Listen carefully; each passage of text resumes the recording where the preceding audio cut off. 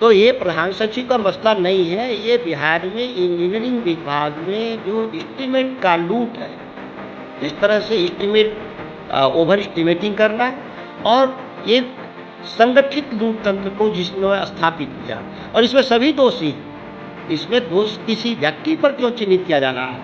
जो व्यक्ति इसमें दूर दूर तक उसका कोई रिश्ता नहीं है। अगर रिश्ता उनका है तो सभी लोग का फिर रिश्ता है, फिर मुख्यमंत्री का भी रिश्ता है। मैं आपसे भी कह रहा हूँ कि सभी एकजुट हैं। नीतीश कुमार जी को अलग से कोई प्रयास करने की जरूरत नहीं है। मेरे पहले से भी स्पष्ट मत थे कि कांग्रेस के नेतृत्व में विपक्ष एकजुट है।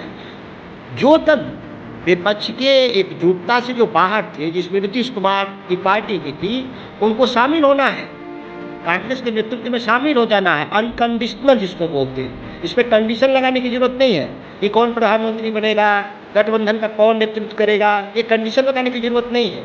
और सभी को प्रयास करना होगा भारतीय जनता पार्टी के खिलाफ। उस प्रयास में नीतीश जी अगर कोई सहयोग देना चाहते हैं तो स्वागत है।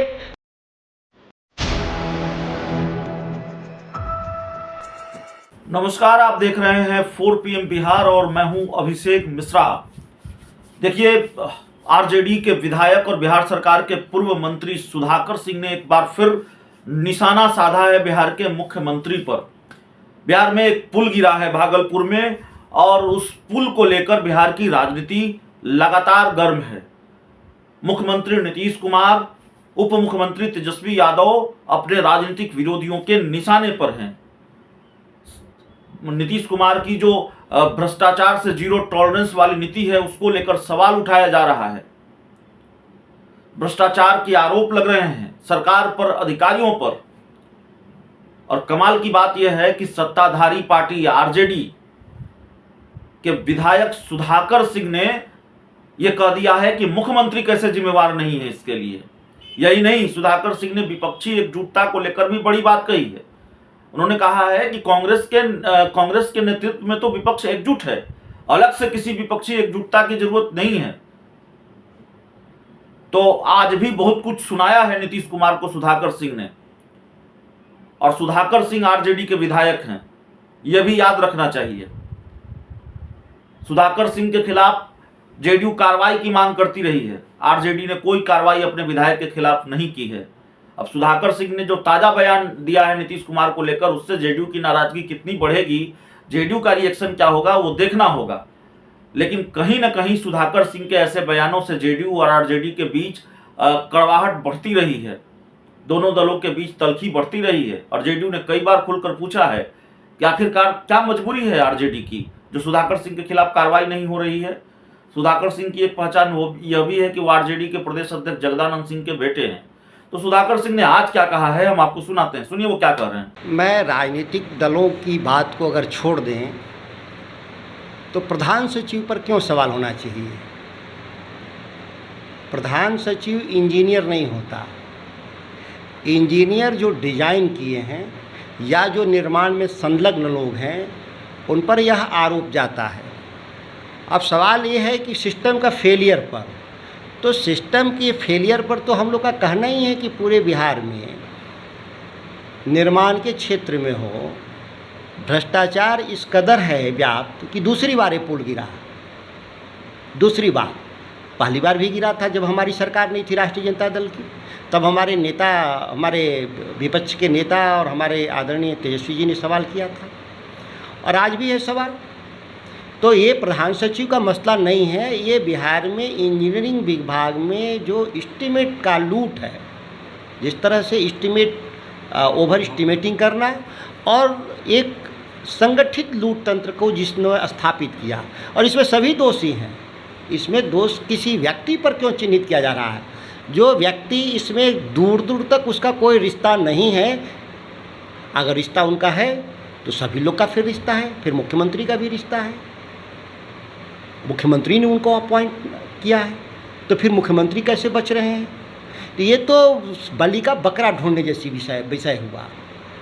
विषय ये है कि यह टूटा है दूसरी बार, और इससे पहले भी 2-3 पुल टूटे हैं बिहार में बड़े। तो क्या हुआ? हमारी जांच रिपोर्ट कहाँ है? हम क्या प्रिकॉशन लिया हम लोगों ने? हमने कोई स्ट्रैटेजी बदला? नहीं। इसलिए नहीं बदला कि जो ये लंबे समय से ये दोषारोपण की राजनीति होती रही। तथ्यपरक तरीके से इसकी हम लोग जांच करने का कोशिश नहीं किया कि मसला क्या है। दोषी कौन है, क्या दोषी पर कार्रवाई होगी? संपूर्ण सिस्टम फेल किया है, सरकार दोषी है। बिहार की सरकार में बैठे हुए लोग संपूर्ण रूप से सभी लोग इसमें दोषी हैं, कोई एक व्यक्ति दोषी नहीं है। इसीलिए यह गहन अध्ययन होना चाहिए कि किसके स्तर पे सबसे बड़ा फेलियर है। जहाँ तक मेरी जानकारी है, प्रधान सचिव कोई इंजीनियर नहीं होते कि उन पर यह दोषारोपण होना चाहिए।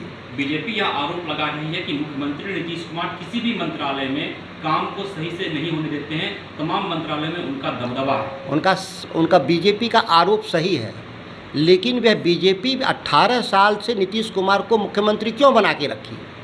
तो दोषी कौन हुआ इसमें? भारतीय जनता पार्टी दोषी हुआ, बीजेपी दोषी हुआ, जो 18 साल से नीतीश कुमार को मुख्यमंत्री बिहार में बना के रखा। तो जो बनाने वाले लोग हैं वो दोषी हैं, बनने वाला दोषी नहीं। अगर उनकी क्षमता नहीं थी, उनके अंदर कैपेबिलिटी नहीं थी, अच्छे प्रशासक नहीं थे, जो आरोप है बीजेपी का, तो उस व्यक्ति को क्यों उन्होंने मुख्यमंत्री बना के रखा? इसीलिए मैंने कहा संपूर्ण रूप से व्यवस्था फेल किया है। इसमें पक्ष और विपक्ष का सवाल नहीं है, दोषारोपण करने से नहीं काम चलेगा। इस बिहार की जनता का 1750 करोड़ रुपया इसमें डूबा है, ये सवाल सभी से होना चाहिए, पक्ष के रूप में, विपक्ष के रूप में। हम विधानसभा के भीतर बैठते हैं, हम भाषणों में शामिल होते हैं, हम कटौती प्रस्ताव में शामिल होते हैं, हम बजट पास करते हैं विधायिका के रूप में। हम संपूर्ण रूप से इस सिस्टम को फेल करने में हम सहभागी लोगों में से हैं, उसमें मैं भी एक आदमी हूँ। विपक्षी एकता की जो बैठक होने वाली थी वो बैठक स्थगित हो गई है। कांग्रेस अकेले पूरे हिंदुस्तान में 350 सीट पर चुनाव लड़ना चाहती है, तो क्या तमाम जो और पार्टियां हैं वो लगभग 200 सीट पर तैयार होगी चुनाव लड़ने को? कोई कांग्रेस की तरफ से अधिकृत बयान आया है कि हम 350 सीट पर चुनाव लड़ने जा रहे हैं? उनके नेता लगातार ये कहते रहते हैं। कौन नेता बयान दिया? ये मैंने देखा नहीं, इसीलिए मैं उसको सर्टिफाई करना चाहता हूँ कि कांग्रेस का कौन नेता बयान दिया है जो कि 350 सीट पर लड़ना चाहता है। कोई है बयान जिसको अधिक? नीतीश कुमार विपक्षी पार्टियों की एकजुट करने में लगे हुए थे। 12 जून को ये बैठक टल भी गई है, तो क्या नीतीश कुमार एकजुट कर पाएंगे विपक्ष? मैं अभी भी कह रहा हूँ कि सभी एकजुट हैं। नीतीश कुमार जी को अलग से कोई प्रयास करने की जरूरत नहीं। मेरे पहले से भी स्पष्ट मत थे कि कांग्रेस के नेतृत्व में विपक्ष एकजुट है। जो दल विपक्ष के एकजुटता से जो बाहर थे, जिसमें नीतीश कुमार की पार्टी भी थी, उनको शामिल होना है, कांग्रेस के नेतृत्व में शामिल हो जाना है। अनकंडीशनल जिसको बोलते हैं, इसमें कंडीशन लगाने की जरूरत नहीं है कि कौन प्रधानमंत्री बनेगा, गठबंधन का कौन नेतृत्व करेगा, ये कंडीशन लगाने की जरूरत नहीं है। और सभी को प्रयास करना होगा भारतीय जनता पार्टी के खिलाफ। उस प्रयास में नीतीश जी अगर कोई सहयोग देना चाहते हैं तो स्वागत है, अलग से प्रयास का कोई औचित्य नहीं। कांग्रेस ही विपक्ष की धुरी होगी और कांग्रेस के नेतृत्व में ही सभी लोगों को आगे बढ़ना होगा। सभी लोगों को अपनी महत्वाकांक्षाओं को, व्यक्तिगत महत्वाकांक्षाओं को त्यागना होगा। मुद्दों पर बहस होनी चाहिए कि किन मुद्दों पे हम चुनाव लड़ेंगे। इसके लिए कोई अगर बैठक होती है तो कांग्रेस को जरूर आमंत्रित करना चाहिए और राय लेनी चाहिए देश भर के विपक्ष के लोगों को कि हम भारतीय जनता पार्टी के खिलाफ लड़ेंगे तो हम इस देश के जनता के सामने हम क्या मुद्दे पर जाएंगे। मुद्दे बड़े साफ हैं देश में। किसी को लगता है कि कुछ नए मुद्दे उसमें जोड़ने हैं तो उसका कांग्रेस को बुला करके स्वागत करना चाहिए, अन्यथा कोई औचित्य नहीं बैठक का। पटना क्यों? हमारे 30 राज्य हैं, 30 राजधानियां हैं, पटना क्यों? देश की राजधानी दिल्ली है, दिल्ली में बैठक होनी चाहिए, वहाँ पे सबको बुलाना चाहिए, कांग्रेस के नेतृत्व में बुलाना चाहिए और सभी लोग को अपनी राय व्यक्त करनी चाहिए। और उस राय के आधार पे जो मुद्दे उभर के आएंगे, उन मुद्दों के आधार पे देश के सामने एक विकल्प के रूप में राजनीति खड़ा करना होगा। नहीं तो बिहार जैसा जो ये पुल ढह रहा है, सत्ता किसी की हो लेकिन पुल तो ढह रहे हैं। विधायक जी, आप कह रहे हैं कि कांग्रेस के नेतृत्व में विपक्षी एकता आगे बढ़ेगी, लेकिन जदयू के तमाम नेता यह कहते नजर आते हैं कि नीतीश कुमार ही सबसे प्रबल दावेदार है प्रधानमंत्री उम्मीदवार के तौर पे। अब उनकी पार्टी जो जेडीयू के कार्यकर्ता हैं और उनके जो मतदाता हैं वो बिहार के भीतर हैं, देश के भीतर तो नहीं है। ये कोई चुनाव बिहार के मुख्यमंत्री का नहीं है, यह देश के प्रधानमंत्री का सवाल है। उन कार्यकर्ताओं मतदाताओं से अपील है कि आप एक बृहत्तर राजनीति के लिए अपने चंद महत्वाकांक्षाएं, जो छोटी महत्वाकांक्षाएं हैं, उसको त्यागना चाहिए और एक नज़ीर पेश करना चाहिए देश में कि नहीं, हम विपक्षी एकता हम बिना शर्तों पे किए थे। आपको क्या लगता है नीतीश कुमार के अलावा कौन उम्मीदवार हो सकते हैं? क्या नीतीश कुमार ही उम्मीदवार हैं? आपकी क्या राय है? मेरी राय ये है कि इस देश में 140 करोड़ 142 करोड़ आबादी है। मेरी राय में सैकड़ों लोग देश के प्रधानमंत्री बनने लायक हैं। एक नया ट्रेंड आया है कि कोई एक ही आदमी देश में प्रधानमंत्री बनने वाला है। हम उनके जैसे राय में हम सहमत नहीं हैं।